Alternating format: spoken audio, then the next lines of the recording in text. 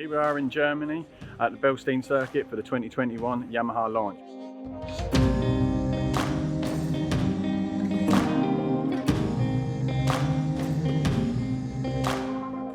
So after riding the production bike all day, I managed to jump onto the GYTR kitted bike, and I didn't expect it to be, setting the world alight.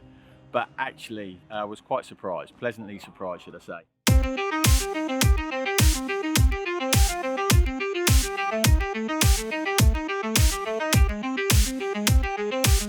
I'm led to believe that the GYTR kit can be purchased, different parts, depending on what you want.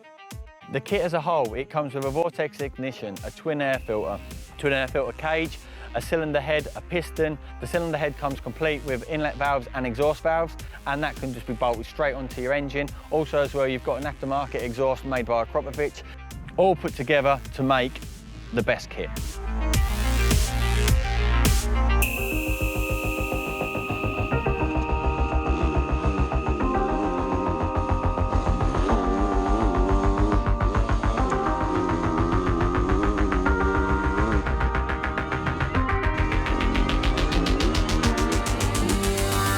I've always tested the GYTR kit, back to back with the production bikes on these launches. But today it just seemed to have that little bit more of an edge. So I don't know whether it's because the Yamaha 2021 production bike is already leaps and bounds, ahead.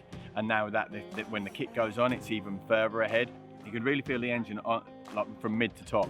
Also, I was really surprised with the rolling speed. So when I was coming through the turns, I could really feel that the bike just didn't feel like it was struggling. Sometimes it can feel like it's been a little bit strangled on the production bike for obvious reasons, but on that bike, certainly, it didn't feel like that. It allowed you to use third gear that little bit more, really brought it into play because you could just swing through the turn. And that's not to say on the production bike you couldn't use third gear there, but you did feel that when you rolled off the throttle, you felt it on the bike. But you didn't feel that with the GYTR kit, and that's just because it was breathing so much better, and obviously with the extra power and the extra RPM, it just really complemented the chassis and the bike even more. As a rider, when you're coming through the turns and through some tight sections, you want to hold that gear a little bit longer.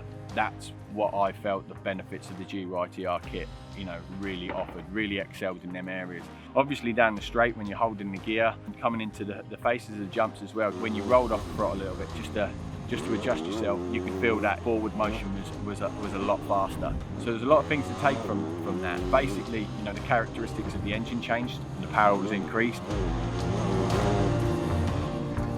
For me, I feel like I would buy the kit. One, because it's a power performance kit, which improves the stock bike. Also, Yamaha know how to tune these bikes. For me, that's still in a safety zone. Yes, it's going to be upgraded, it's going to be faster, but also as well, the key to this is that you don't want to be having a fast bike that you're going to have to rebuild all the time. And from what I can gather today, especially seeing the bike get put through, through its paces by a lot of riders, I was the last person to ride it. And I felt, that the bike was still fresh and still good. So, that's a massive plus as well. And a lot of people, I feel like, overlook that.